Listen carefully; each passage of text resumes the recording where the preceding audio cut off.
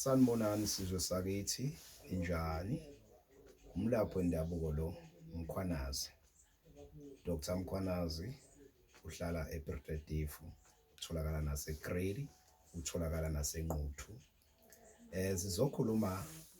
ngekhamba engilisebenzisayo sikhuluma ngabantu like umuntu uhambelwe isithandwa sakhe makahambelwe isithandwa sakhe mhlambe sihambe ngokuthi babashaye ngesicitho bebanomona ukuthi bayathandana mhlambe khona umuntu beyafuna ukungena phakathi kwabo kwagcina exatshwana wagcina wahamba umuntu wakhe athandana naye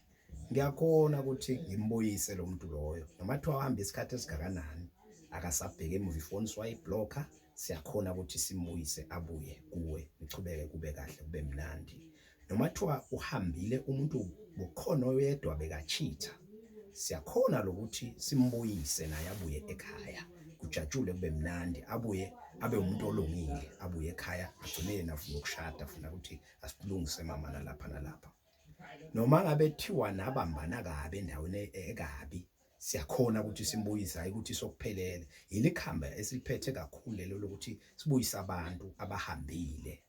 okunye futhi siyakhona ukuthi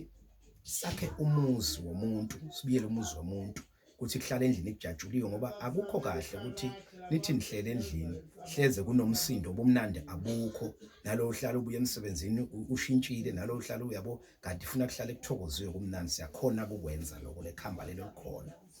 okunye futhi siyakhona ukuthi mangabe ekhaya kunenkinga mhlambe kunezilwane ezafakwa umuntu wathi mayifaka lo muntu la ekhaya zidla impuphu la ekhaya uhlala akulalwe ebusuku kunesipoko noma ithunzi lihlale ligijima nje lenza ukuthi siyakhona lokho ukuthatha mangabe kuyathatheka siyakhona ukuthatha sibeke epedini sibekele ukuthi nawo umkhuba sichele lonke lekhaya kuhlale ekhaya kuphila kube nokuthula kube nenjabulo nemali ingene ekhaya sigeze nabantu la ekhaya mhlawumbe abasebenzi abawuthola umsebenzi mhlawumbe la ekhaya idlozi alikho mhlawumbe la ekhaya niyashona niyalandelana siyakhona ukukuvala lokho ukuthi nihlale ngokuthula siphinde singenise namadlozi siwangenise kahle ahlale ngokuthula la ekhaya libe nesithuzi kuze nezigebengu zingakhona ukungena ngoba ikhama ngakabiyelwa lingakenziwani lingakabethelwa igebengu ziyangena ngoba linasithunzi leli khali siyakhona ukuthi silakhe thina kube ngathi kuyaphithizela ebusuku kanti nilele nini kanti yini sakhe sasifake leli khamba ukuthi ligade leli khali libiyele okunye futhi siyakhona nini ningasebenzi enibathe nifaka ama CV le nale kuyabheda nibathe niyazama nisebenzisa ini kuyabheda siyakhona ukuthatha ngoba kunokwenzeka mhlambe kunedlozi elingazange uliphahlele kahle ekulona ekufuneka likunikeze inhlanhla mhlawumbe akwasebenza kwaphela umsebenzi wagcina ungakabonganga kahle mhlawumbe awuzange ugezwe ekhayini ubathu uzama le nale bese bakhona into eqindezelayo siyakhona ukuthi sikise ehlane sikuphahlise sikuncusele kwabantu bakakini ngaphandle ukuthi uye ekhaya mhlawumbe awukhona ukuyophahla ekhaya mhlawumbe basindisiwe sakhona thina ukulungisela ukuthi uphahle bese uyabuya uthola izinto zokugeza uthola umsebenzi bakufonele bona okunye futhi siyakhona ukuthi uma ngabe ufuna ukuthandeka emsebenzini awufuna ukuthandeka emsebenzini ngoba emsebenzini kuhlala ukugadlwana mhlambe kuzalo ukushaya ngesicithe emsebenzini uthi uyafika umlungu ushintshile siyakhona ukuthi wena sikwenze ukuthi ukhazimule uthi mawufika umlungu noma kunika isikhundla izinto ezikanjalo sikhona futhi ukuqinisa ukuthi ungahlaselwa izitha ungangenwa izilwane lula siyakhona ukwenza lokho sikwakhe sigeze emfuleni bese siyaqinisa uba umuntu noma uhamba nawe uyibone ethi ngibuyile emhlabeni ayithi impilo yakho isiphelele siwazi nje ukuthi impilo yami isiphelele kuningi esikwenzayo nabantu abanenkinga yokuthi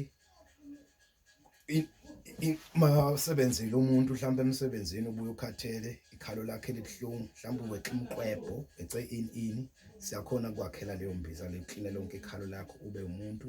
noma kuthiwa unezilwane uyahlanya siyakhona ukulungisela lokho ukuthi sikwazi ukuthi uphile ube umuntu bisebuyise emhlabeni noma kuthiwa bese bahlekisile ngawo abantu sikhona ukuthi sikwenze izinto zakho zikhanye